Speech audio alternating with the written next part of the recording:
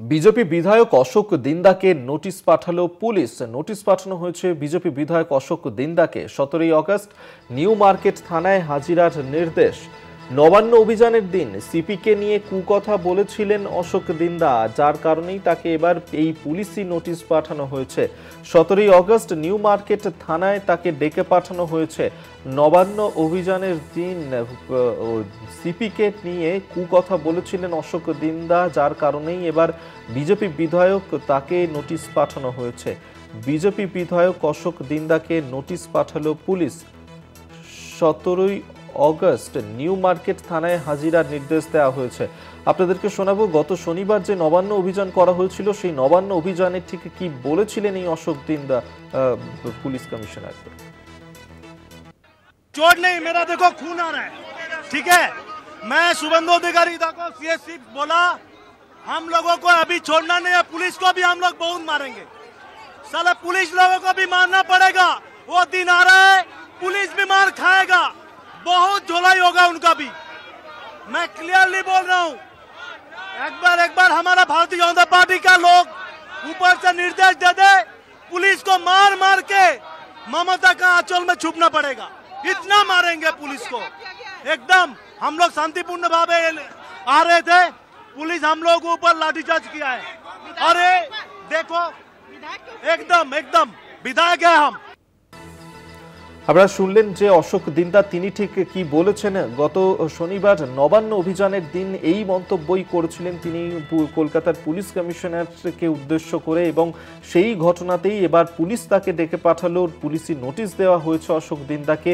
নবান্ন অভিযানের দিন সিপিকে নিয়েই এই কুমন্তব্য করার প্রেক্ষিতেই এবার অশোক দিন্দাকে থানায় ডেকে পাঠালো পুলিশ।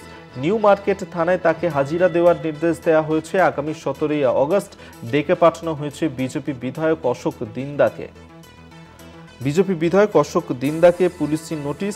নবান্ন অভিযানের দিন পুলিশ কমিশনারকে যে কুমন্তব্য করেছিলেন তিনি, এবং সেই মন্তব্যের কারণেই এবার তাকে ডেকে পাঠানো হয়েছে।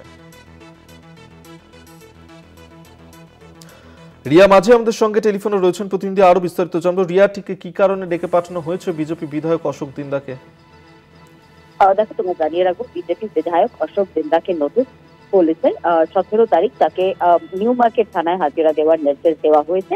কারণ 9 তারিখ যে নবান্ন অভিযান হয়েছিল, সেই অভিযানের সময় কিন্তু এই অশোক দিন্দা তার বিরুদ্ধে একটি অভিযোগ করেছিল, সুমোটো এফআইআর করেছিল পুলিশ। কারণ এই অশোক দিন্দা সহ একাধিক যে বিজেপি নেতা নেত্রীরা ছিল, তারা যখন তাদের রুট বদল করেছিল, সেই সময় তারা পুলিশকে আক্রমণ করে, রীতিমতো লাঠি দিয়ে পুলিশকে পেটায়, পুলিশকে ফেলে তার উপরে রীতিমতো তার গায়ে পিঠে লাঠি মারে। সেই ছবিও কিন্তু আমরা কার্যত পরিষ্কার দেখেছিলাম।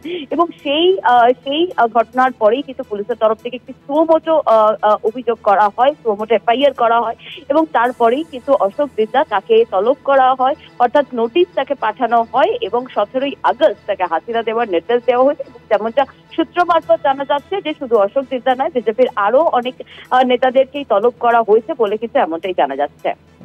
ধন্যবাদ রিয়া তোমায়। রিয়া মাঝে আমাদের সঙ্গে টেলিফোনে ছিলেন প্রতিনিধি।